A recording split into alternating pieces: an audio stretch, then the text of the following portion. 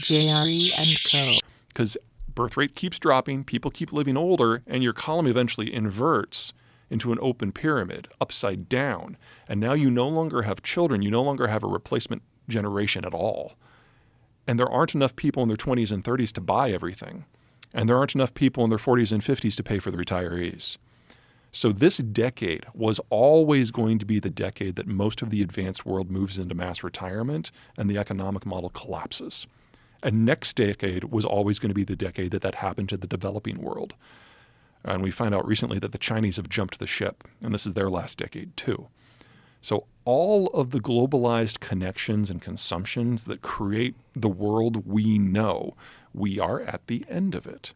And we have to go back to a world where trade is more focused on the countries that have a better demographic and security infrastructure, because the Americans are no longer patrolling the global oceans anymore.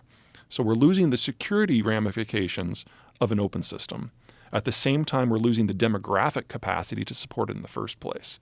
And that's all going down right now. So when you're saying that China has 10 years to go, at most. What do you mean by that? Well, we now know that they've lied about their population statistics, and they overcounted their population by over 100 million people, all of whom would have been born since the one-child policy was adopted. So this is one of those places where they've got more people in their 60s and their 50s and their 40s and their 30s and their 20s. Now, what was the logic behind the one child? Was it that they were overpopulating? Mao was concerned that as the country was modernizing, the birth rate wasn't dropping fast enough, and that the young generation was literally going to eat the country alive. So they went through a breakneck urbanization program which destroyed the birth rate. At the same time, they penalized anyone who wanted to have kids. And both of those at the same time have generated the demographic collapse we're in now. And the problem with that also was that they wanted male children. Yeah, there's a cultural aspect to that too. And obviously, men can't have kids on their own. And what is the ratio to men to women in the younger people in China now? Before the data revision, with the last set of lies, it was about 1 to 1.2. It was the most distorted in the world, even more than Sri Lanka, where there had been a civil war for 30 years. Since then, we don't have good sex-by-sex data, but it's undoubtedly worse. And so what are the other problems that they're encountering that leads you to believe that they only have 10 years left? Well, without young people, we've seen their labor costs increase by a factor of 14 since the year 2000. So Mexican labor is now 1/3 the cost of Chinese labor.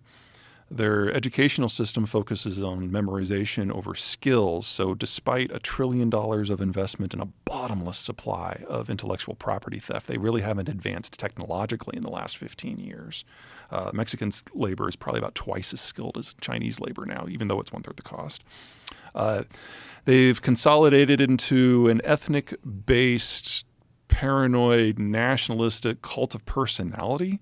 And it's very difficult for the Xi administration to even run it because it's not an administration anymore. No one wants to bring Xi information on anything.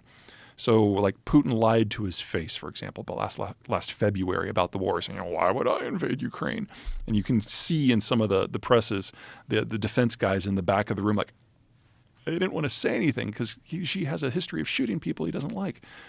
And so the Chinese were the only country that was caught with their pants down when this all went down.